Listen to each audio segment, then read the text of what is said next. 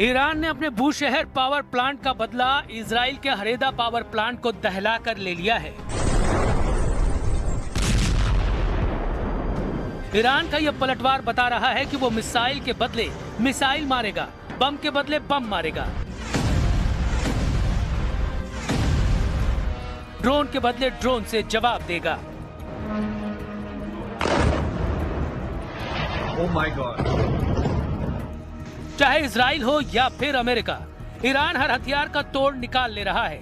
Iran ने Trump के cease fire plan की कार्ड जैसे निकाल ली है। एक तरफ ट्रंप दावा कर रहे हैं कि ईरान से बात चल रही है। ट्रंप दावा कर रहे हैं कि ईरान टोटल सरेंडर के लिए रेडी है। The other side, I can tell you, they'd like to make a deal.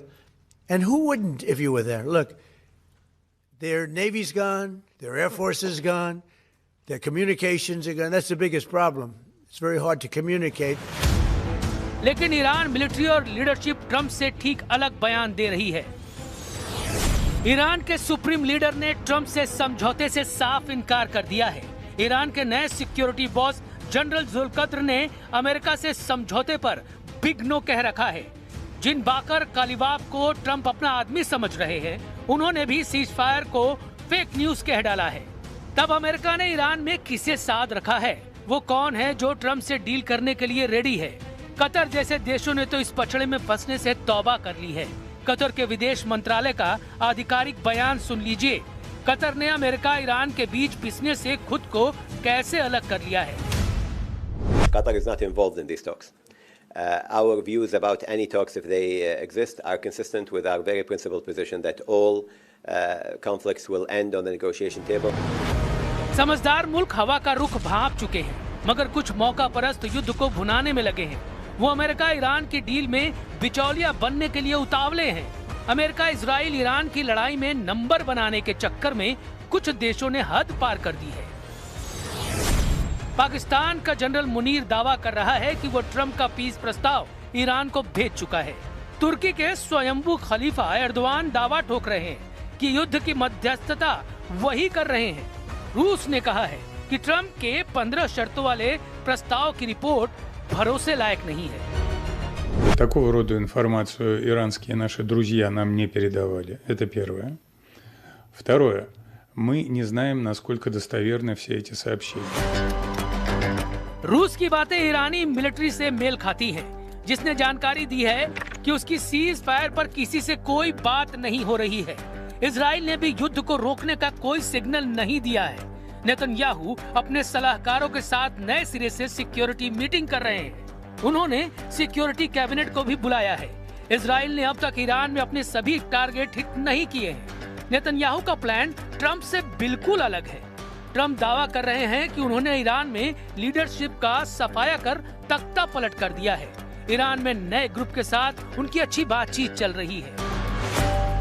We have really regime change. You know, this is a change in the regime because the leaders are all very different than the ones that we started off with that created all those problems. So this was, I think we can say, Jason, this is regime change. जब Trump युद्ध का खात्मा चाहते हैं तो Iran उन्हें झटका देने लगा है। ईरान ने सुपर पावर के करियर को मिसाइल से दहलाने का दावा किया है।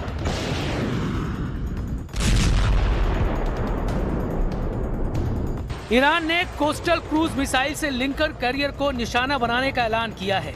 ईरान के जखीरे में कोस्टल क्रूज मिसाइलों की भरमार है, जिसमें कुछ की रेंज 2500 किलोमीटर तक है।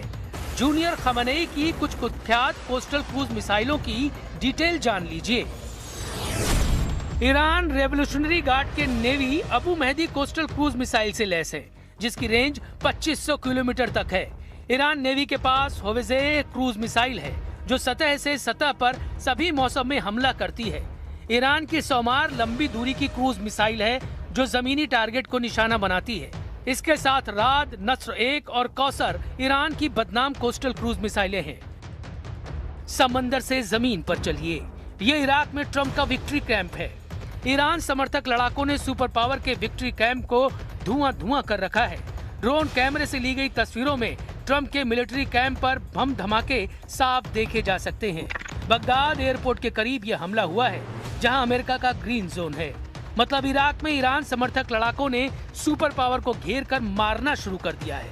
ईरान ने अमेरिका की तरह इजराइल पर भयानक हमले तेज कर दिए हैं। इस्लामिक रेवोल्यूशनरी गार्ड कोर्प्स ने बताया कि सिर्फ 24 मार्च की रात को ही 220 मिसाइलें एक साथ इजराइल पर दागी गई। मतलब ये कि ईरान ने हर घंटे औसतन इजराइल पर 10 मिसाइलों की बौछार की है। वहीं इजराइल डिफेंस फोर्सेस के मुताबिक इजराइल के मल्टीलेयर एयर डिफेंस सिस्टम ने ईरान की 70% मिसाइलों को हवा में मार गिराया है।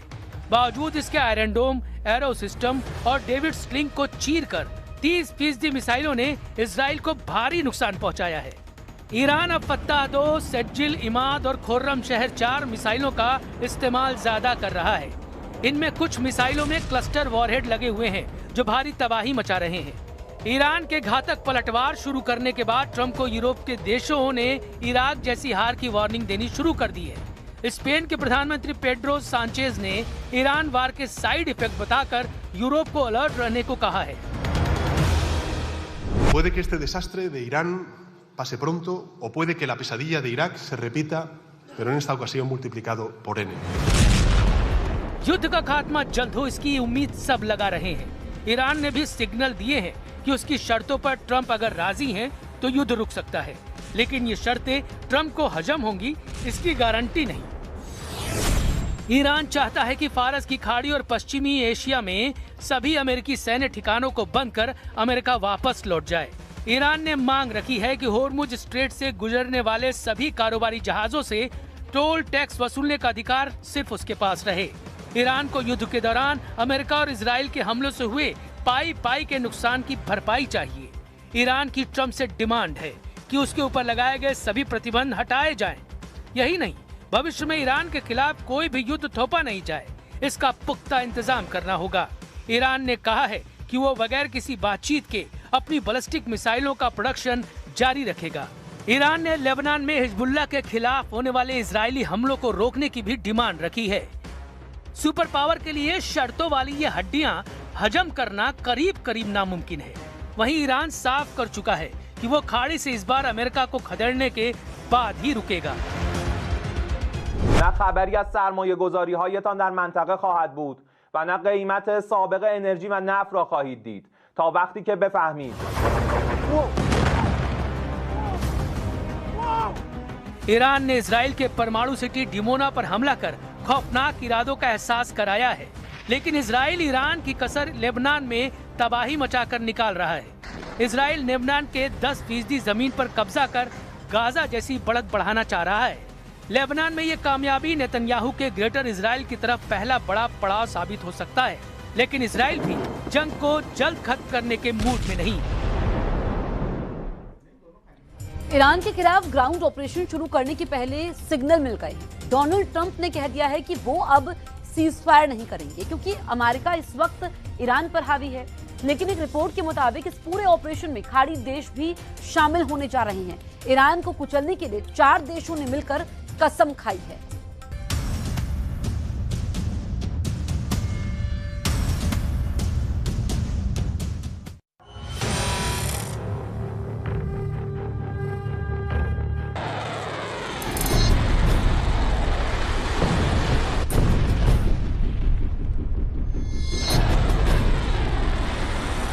अमेरिका की फौज तैयार है।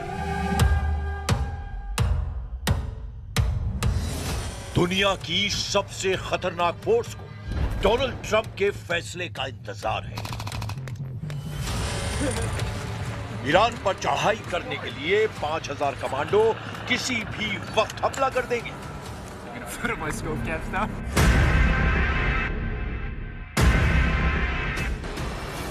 लेकिन इस फौज का ईरान में टारगेट क्या है, ये सबसे बड़ा सवाल है, क्योंकि 24 घंटे के अंदर युद्ध बदल चुका है।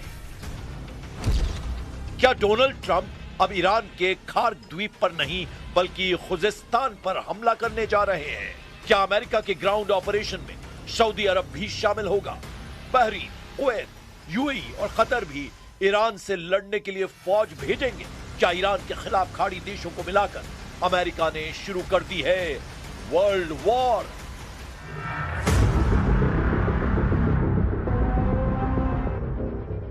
अमेरिका का ग्राउंड ऑपरेशन बहुत बड़ा टारगेट सेट कर चुका है और इसमें खार्क के साथ खुजेस्तान वाले समीकरण ईरान के लिए बहुत खतरनाक साबित हो सकते हैं। खाड़ी देशों में अमेरिकी सैनिकों की मूवमेंट शुरू हो चुकी है। अमेरिका के 5000 कमांडो जब खाड़ी देशों की फौज के साथ ईरान में घुसेंगे तो क्या होगा,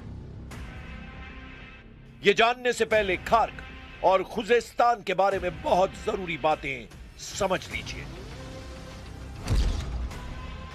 मैप पर देखिए, यह है खार्क द्वीप, यह फारस की खाड़ी में है, जबकि मेनलैंड ईरान में यह जगह है खुजेस्तान। इस इलाके में ईरान का बॉर्डर इराक से लगता है। ये दोनों जगह इस वक्त युद्ध के हॉट पॉइंट बने हुए हैं।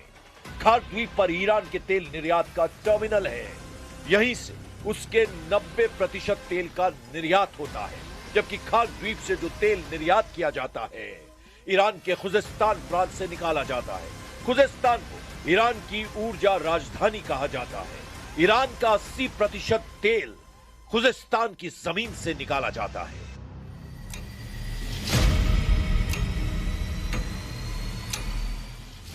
सवाल है कि क्या अमेरिका और उसके साथी खाड़ी देश फौज लेकर ईरान पर चढ़ाई करने जा रहे हैं, तो कहां पर हमला करेंगे? उनका हमला खार्क पर होगा या फिर खुजेस्तान पर होगा?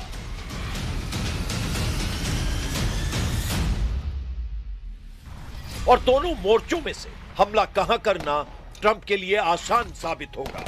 अमेरिका की फोर्स खुजेस्तान पर पहले हमला कर सकती है, क्योंकि यह ऐसा इलाका है जहां अमेरिकी सेना को फौज की रसद, सप्लाई और बाकी कम्युनिकेशंस बनाने में कम मुश्किल उठानी पड़ेगी। यह एक समतल इलाका है जहां किसी फौज के लिए ऑपरेशन करना आसान है। लेकिन उससे पहले सवाल कि क्या खाड़ी देश अब अमेरिका के साथ मिलकर ईरान पर चढ़ाई करने जा रहे हैं? अमेरिका और खाड़ी देशों की कोशिश है कि वो इस युद्ध में ईरान के खिलाफ 12,000 सैनिक शुरुआती दौर में उतारें। इनमें सैनिकों से मदद करने के साथ साथ ग्राउंड ऑपरेशन की पूरी फंडिंग ट्रंप ने सऊदी अरब, यूएई, कुवैत, बहरीन और कतर से कराने का फैसला किया है। Well, look, we can have dialogue, but I don't want to do a ceasefire. You know, you don't do a ceasefire when you're literally obliterating the other side.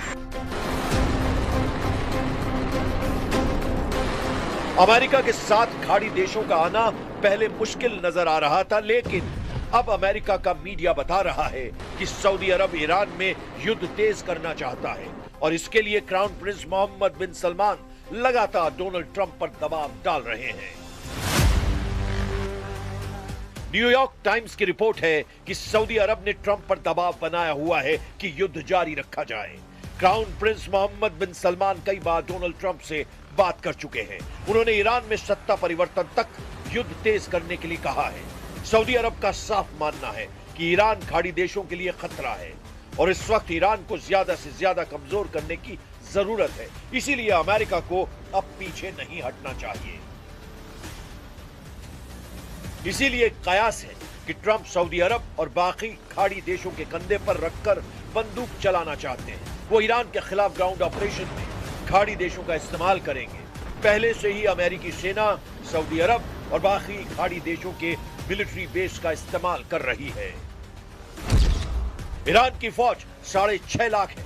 इसके अलावा para military force 2.5 lakh के बराबर है, जबकि Iran में active buses force 20 lakh तक हो सकती है। ईरान ने बता दिया है कि वो नहीं बल्कि उसके दुश्मन इस जंग में झुकेंगे। यानी ईरान का इरादा साफ है कि वो आखिरी दम तक लड़ेगा, चाहे दुश्मन अमेरिका और इजराइल हो या सभी खाड़ी देश जो पहले से अमेरिका की मदद करते आ रहे हैं। वैसे ईरान के खिलाफ खाड़ी देश शामिल हुए तो क्या होगा, क्योंकि इराक पहले ही एक्टिव हो चुका है। इराक में ईरान समर्थित कयातब हिजबुल्लाह ने अमेरिकी अड्डों पर हमले तेज कर दिए हैं। ये एफपीवी ड्रोन अटैक देखिए, कैसे एक क्वाडकॉप्टर एक अमेरिकी अड्डे पर अमेरिकी फौजियों को तलाश रहा है। बाद में जब उसे कुछ नहीं मिलता तो वो अमेरिका के एक ब्लैक हॉक हेलीकॉप्टर से जाकर टकरा जाता है। There is still the risk of escalation if Iran-linked proxy groups mobilize and by that I mean Hezbollah in Lebanon, Iran-linked militia inside Iraq, and importantly, the Yemen-based Houthi movement that has threatened to attack shipping lanes in the Red Sea and has done so in the past. So we know they have some naval capability that could create disruption. इस युद्ध में तुर्की पर भी सबकी नजर है और Erdogan ने अरब देशों से कहा है कि वो इस युद्ध में शामिल न हों। सऊदी अरब, यूएई और कतर का दौरा करने के बाद तुर्की के विदेश मंत्री को इस बात का एहसास हुआ कि ये सभी देश ईरान के खिलाफ युद्ध में उतरने के लिए तैयार हैं। अमेरिका और इजराइल की शुरू की गई इस जंग में अब सऊदी अरब, यूएई और कतर ईरान के खिलाफ नजर आ रहे हैं, जबकि तुर्की का रुख बता रहा है कि एर्दोआन अब मुस्तफा खामनेई के समर्थन में आ गए हैं।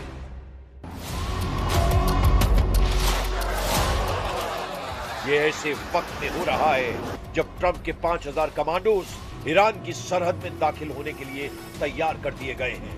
खार्क और खुजिस्तान हमला कहां होगा, बस ट्रंप को इसका फैसला करना है। लेकिन तुर्की से बयान आने के बाद ईरान को एहसास हो गया है कि वो इस जंग में अकेला नहीं है। ईरान के स्पीकर मोहम्मद बाकर खालिबाफ ने कहा है कि ईरान अमेरिका की हर हरकत पर नजर रखे हुए है। अमेरिका की फौज की गतिविधियां देखी जा रही हैं। अमेरिका के सैनिक ट्रंप और नेतन्याहू की गलत फहमियों का शिकार बनेंगे। ईरान का इम्तिहान लेने की कोशिश न करें ट्रंप। युद्ध की शुरुआत अमेरिका और इजराइल ने की है, लेकिन इस जंग में ईरान लगातार आक्रामक होता जा रहा है। ईरान के विदेश मंत्री अब्बास अरागाची ने अमेरिका और इजराइल को बहुत बड़ी धमकी दी है, डराने की कोशिश की है। अब्बास अरागाची ने कहा है कि नेतन्याहू नहीं चाहते कि दुनिया को पता चले कि ईरान कैसे इजराइल पर पलटवार करके उसे सजा दे रहा है। अरागाची का दावा है कि उनकी रिपोर्ट बताती है कि इजराइल में ईरान की मिसाइलों से बड़ी तबाही मची है। इजराइल की लीडरशिप पैनिक कर चुकी है। इजराइल का एयर डिफेंस फेल हो चुका है। सबसे अहम बात, अरागाची ने कहा है कि अभी तो ईरान ने सिर्फ शुरुआत की है। Well, actually, this is a war imposed on us, and what we are doing is only defending ourselves. We are facing an act of aggression which is absolutely illegal, and what we are doing is the act of self-defense which is legal and legitimate. Iran ने America को अपने missile वाले तेवर फिर दिखाए हैं। ये Iran का क्रूज मिसाइल अटैक है जो अमेरिका के कैरियर यूएसएस अब्राहम लिंकन की तरफ लॉन्च किया गया है। अमेरिका का ये कैरियर ग्रुप अभी ईरान से सुरक्षित दूरी पर है, लेकिन ईरान ने बता दिया है कि वो अमेरिकी नौसेना को करीब भी पटकने नहीं देगा। ऐसे में अमेरिका का ग्राउंड ऑपरेशन कितना कामयाब होगा, इस पर सवाल उठने लगे। एक तरफ अमेरिका और इजराइल ईरान पर हमला करते हैं और फिर ईरान पलटवार करता है, फिर यही सिलसिला तेज हो जाता है। देखा जाए तो ईरान इस वक्त इस युद्ध को कंट्रोल कर रहा है।